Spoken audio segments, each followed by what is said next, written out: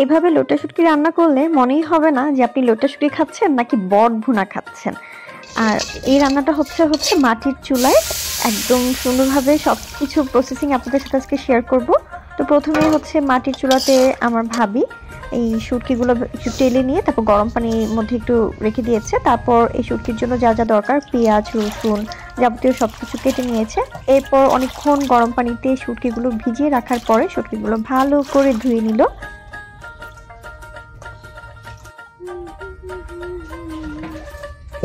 সকাল সকাল মাটির চুলা জ্বালানো হচ্ছে, দেখছেন কিভাবে জ্বালায়। জ্বলে গেছে। এখন হবে লোটা শুটকি ভুনা। প্রথমেই সয়াবিন তেল দিয়ে দেওয়া হচ্ছে,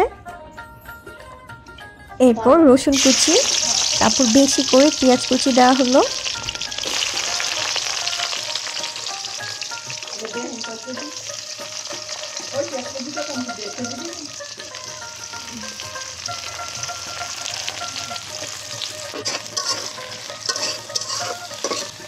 আমার খালার হাতের বানানো মাটির চুলায় ভাবি রান্না করছে, লোটা শুটকি ভুনা হচ্ছে আজকে। এটা হচ্ছে সকালের নাস্তায়। কি হবে ভাবি? আলু ভর্তা, লোটা শুটকি ভুনা, ডিম ভাজা। মাশাআল্লাহ, আলু ভর্তা হবে, লোটা শুটকি ভুনা হবে, ডিম ভাজা হবে আর গরম গরম ভাত হবে। একদম জম্পেশ নাস্তা হবে।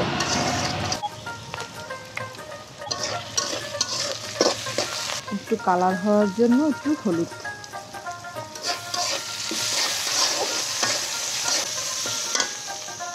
কাঁচামরিচ বাটা,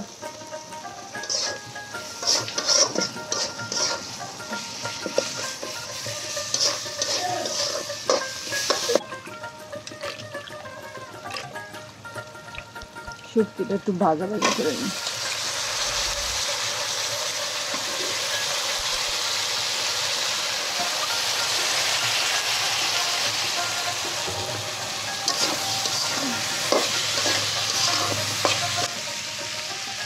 ভাজা ভাজা করতেছেন? হ্যাঁ, একটু ভাজা ভাজা করে তারপরে শুকনো মরিচের গুঁড়া আর হলুদের গুঁড়া দিই।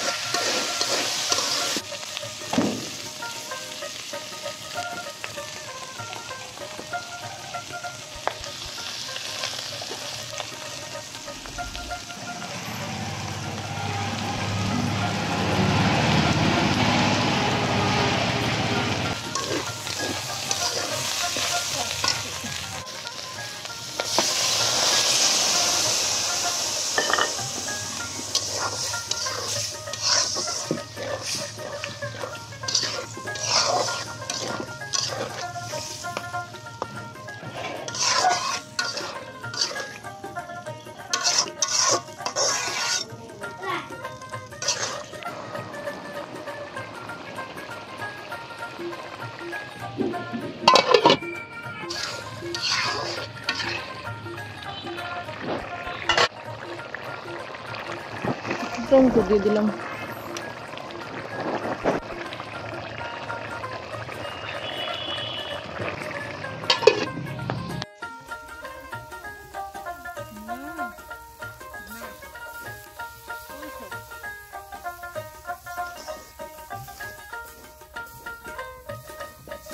এরকম ঝাল ঝাল লোটা শুটকি ভুনা হলে 1 প্লেট কেন 2 প্লেটও একদম অনায়াসে পেট ভরে খাওয়া যায়। আর এরকম শুটকি ভুনা যখন হয় ঘরে তখন কিন্তু বেশি ভাত রান্না করতে হয়, কারণ এইটা খাওয়ার লোভ আসলে কারোই সামলানো যায় না। কি দেখে মনে হচ্ছে না অনেক মজা হয়েছে? আসলেই ভীষণ মজা হয়েছিল, আলহামদুলিল্লাহ। খুব মজা করে সকালের নাস্তাটা খেয়েছিলাম। এরকম শুটকি ভুনা হলে এত ভালো লাগে, এত ভালো লাগে। খুব মজা হয়েছিল না শোনা? শুটকিটাও না মজা হয়েছিল। ইয়াম্মি।